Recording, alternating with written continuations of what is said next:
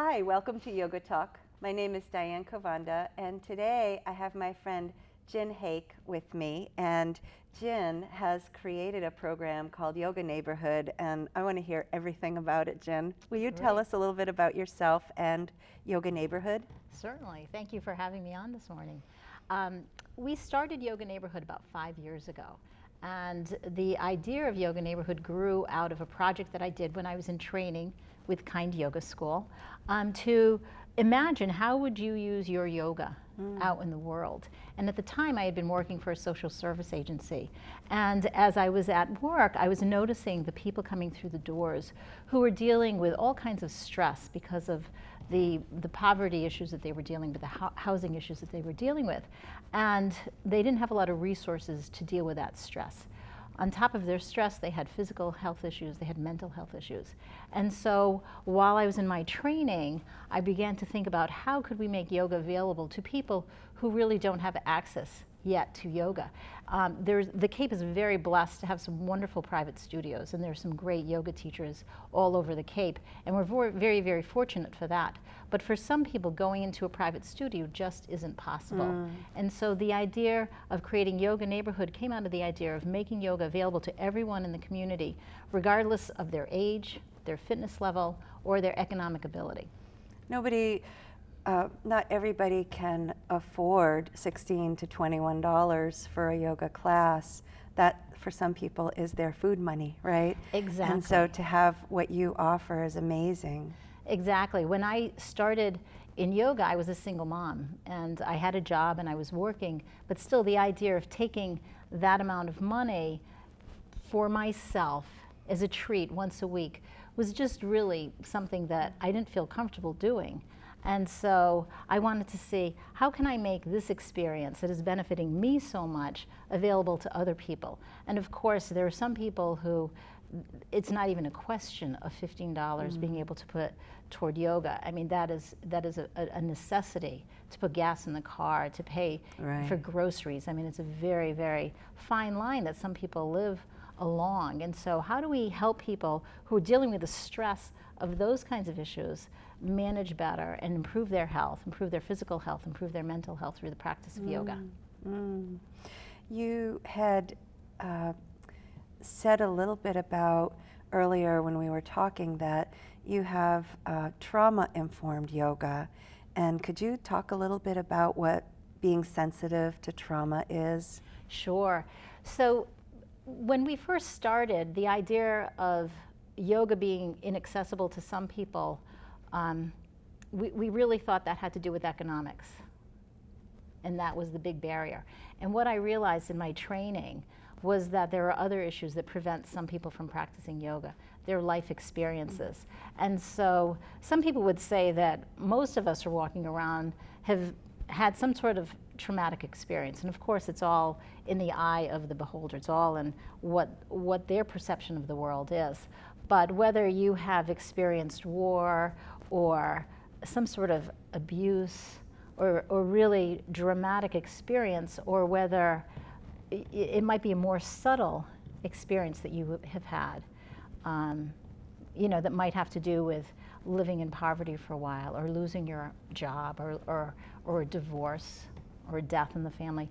All of those things can be traumatic experiences. And so what we've discovered in our training is that there are approaches to yoga that make yoga more accessible through some sensitivity. And so trauma-sensitive yoga is really creating a safe environment for the person, an unbelievably safe environment where they're making all the decisions about what's going on in their practice.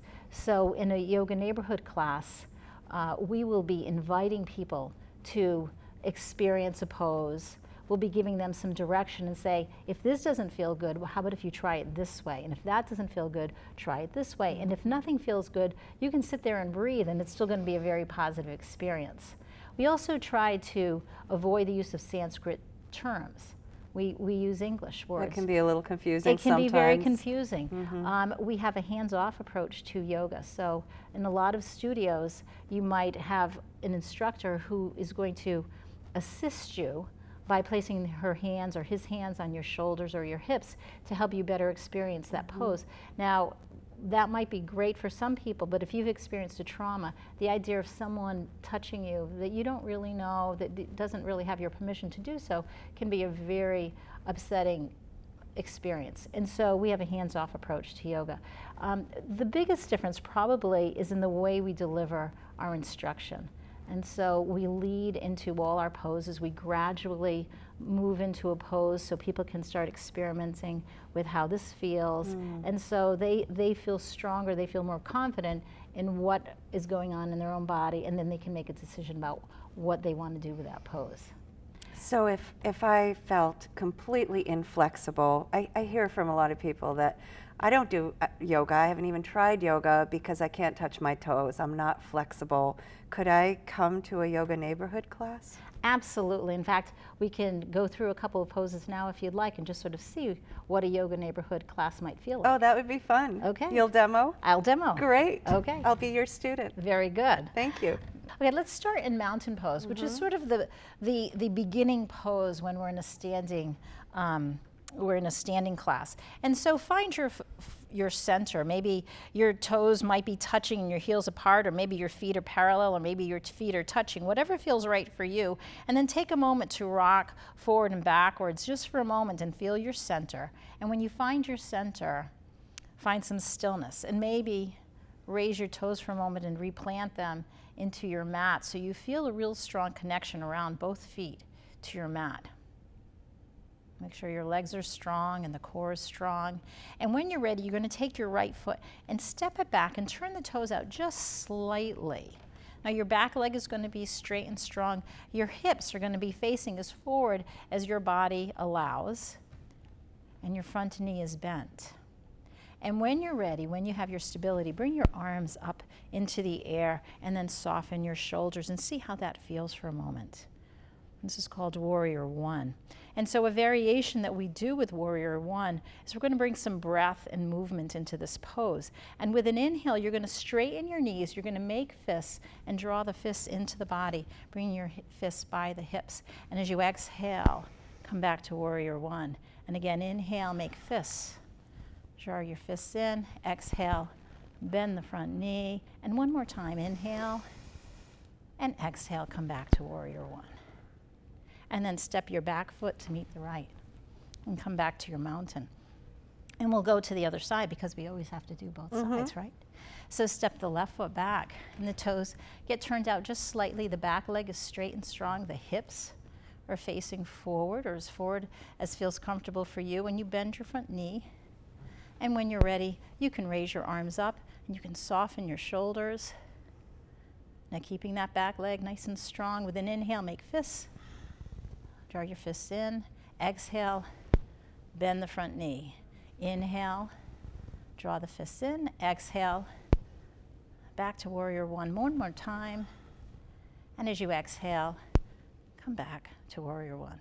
And then step with the back foot to meet the right. Back to your mountain, nice and tall.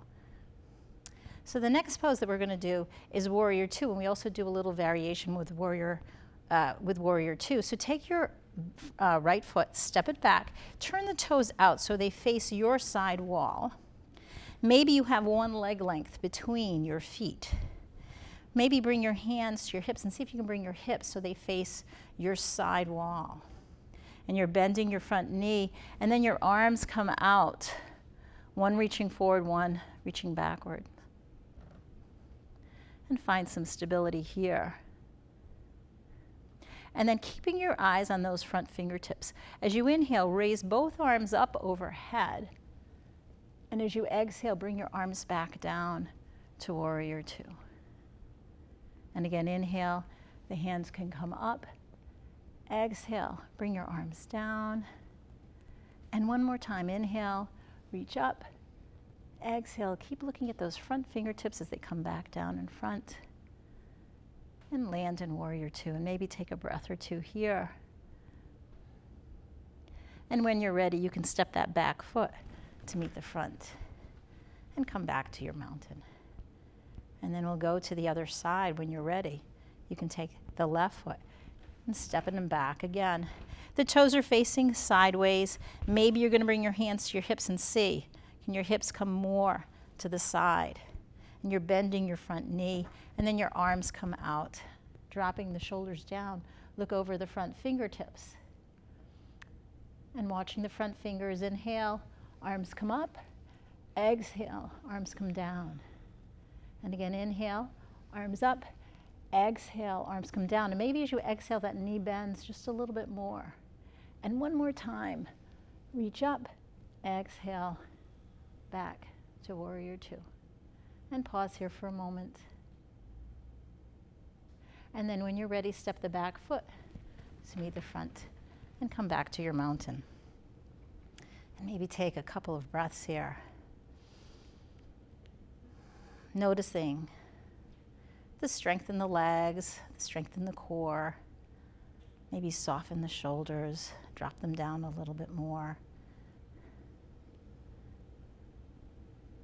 And maybe we'll try one balance pose. Great. While we're here.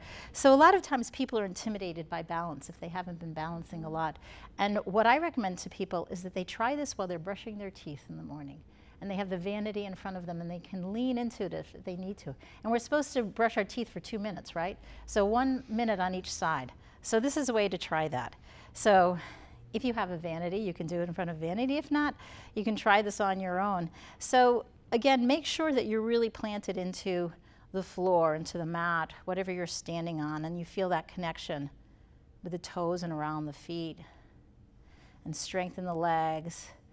And draw the navel into the spine and stand as tall as you can. Maybe roll the shoulders up and back down.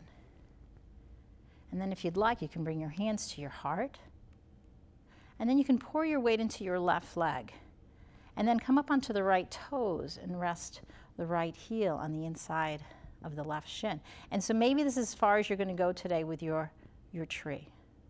But if you'd like, you can slide that foot up a couple of inches or very high. You can extend your branches out. And then come out of it whenever you're ready. And back to your mountain. So again, reset in any way that you need to reset. You might want to shake your legs. You can make any movement that feels good to you. And then find some stillness. Be centered. And then when you're ready, the weight goes into the right leg. The left heel rests on the inside of the right shin. And again, stay here, or if you'd like, you can slide that foot up. You can extend your branches out.